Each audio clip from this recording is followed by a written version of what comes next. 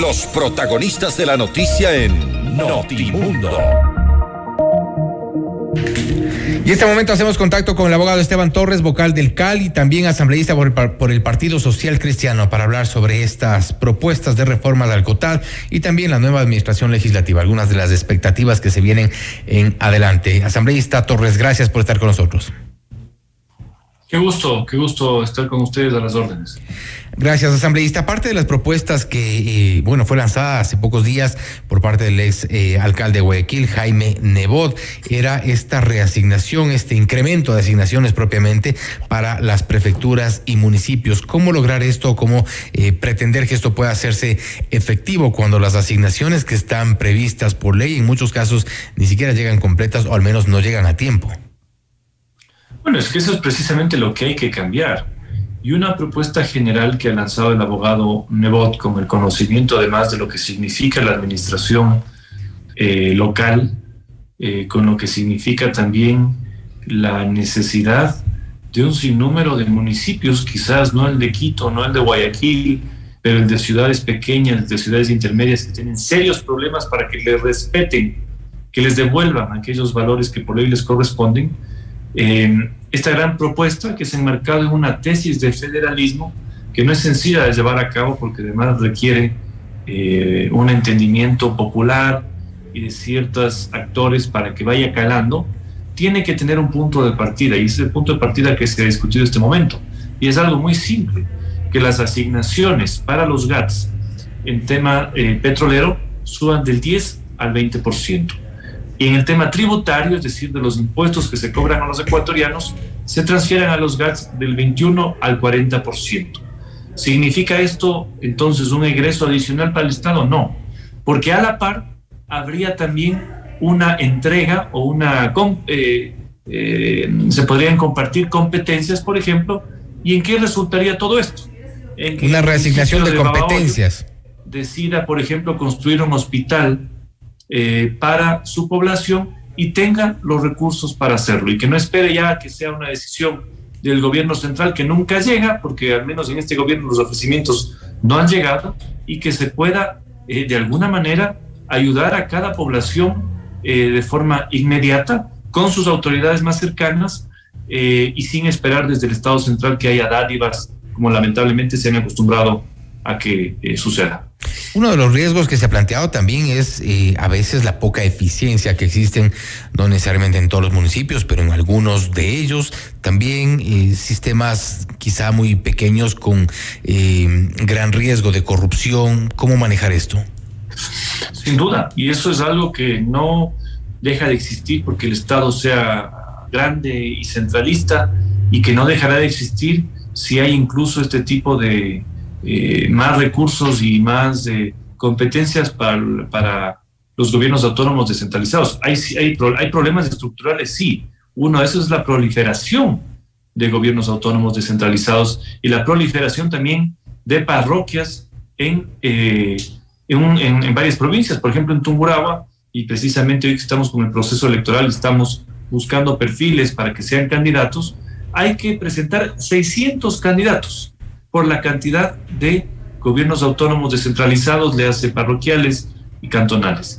Y en ese sentido, como le digo, no vamos a estar exentos de que haya corrupción, no vamos a estar exentos de que algunos no puedan ejecutar su presupuesto, pero la tesis sin duda para los buenos políticos y los buenos administradores va a ser positiva, porque no van a tener que estar esperando que hayan recursos que además no se transfieren en la misma proporción.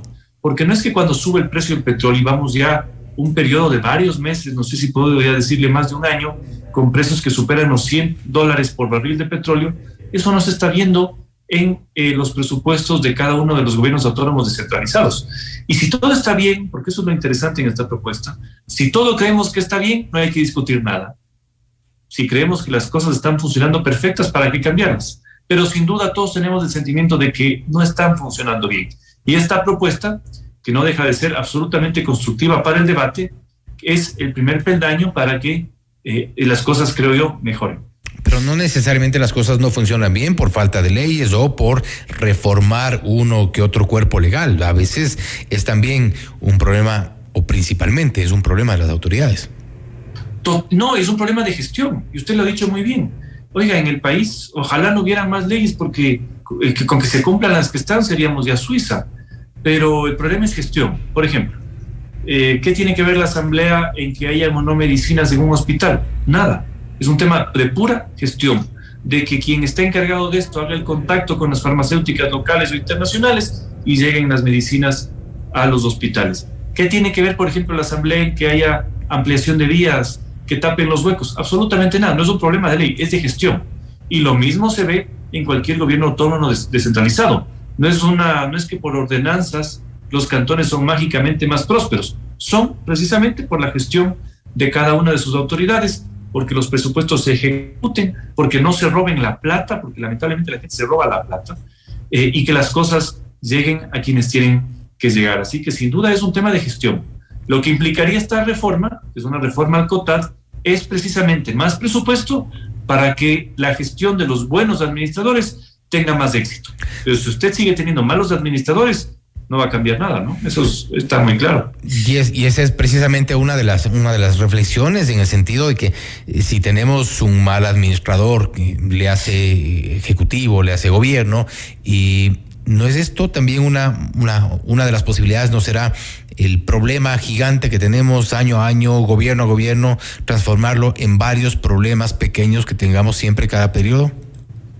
Sin duda alguna, y es la misma discusión que a veces tenemos hoy, que se ha puesto de moda nuevamente de hablar de la gran reforma política. Hay académicos o opinadores que dicen el problema del país es político, porque no, señores. Lo mismo pasaría, por ejemplo, en la discusión del Senado y el Parlamento. Y a mí me gusta la figura del Senado, sobre todo porque es un peso y un contrapeso en el mismo poder legislativo. Pero si usted tiene malos senadores, eso no sirve para nada.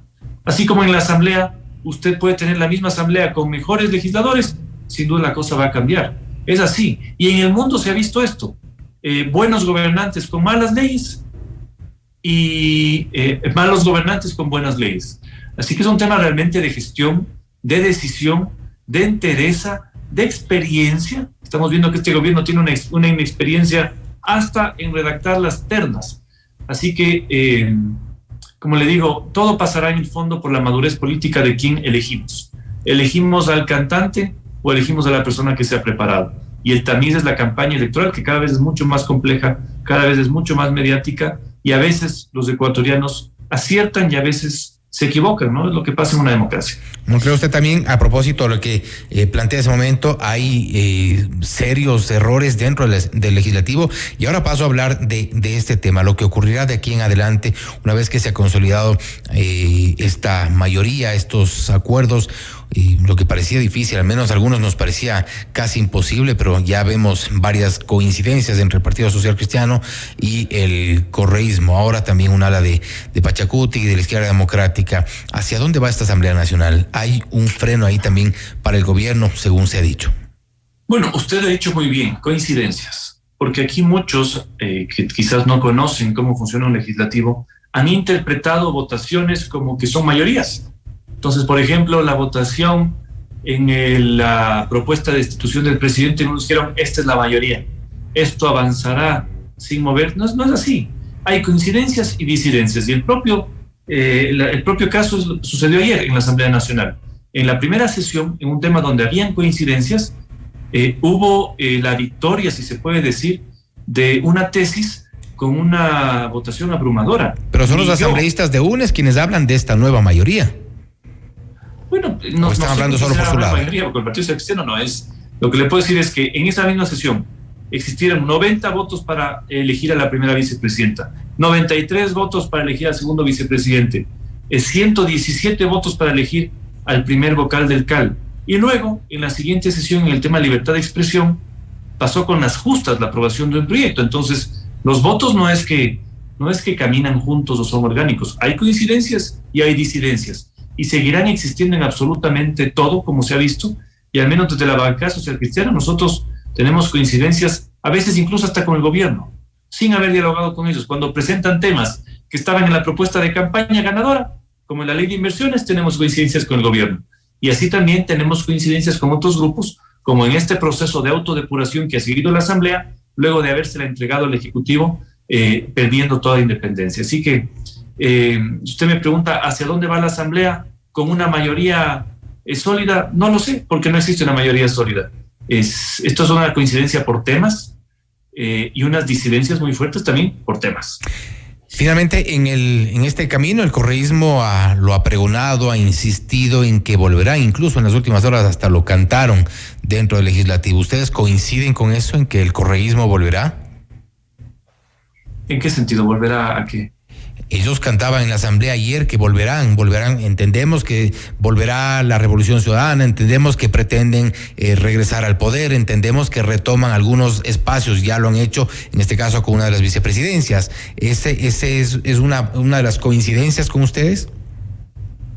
En absoluto. Para volver, si alguien estuvo alguna vez en el poder, tiene que ganar elecciones. Y la última elección la han perdido. Y la han perdido frente al Partido Social Cristiano, precisamente, y a un ex aliado. Así que las victorias se ganan en las urnas, y a nivel de asamblea lo que sí se tiene que entender, y este es un proceso que deja esa enseñanza, es que todas las instituciones, o no decir instituciones, todos los órganos internos tienen que representar lo que está sucediendo en el Pleno.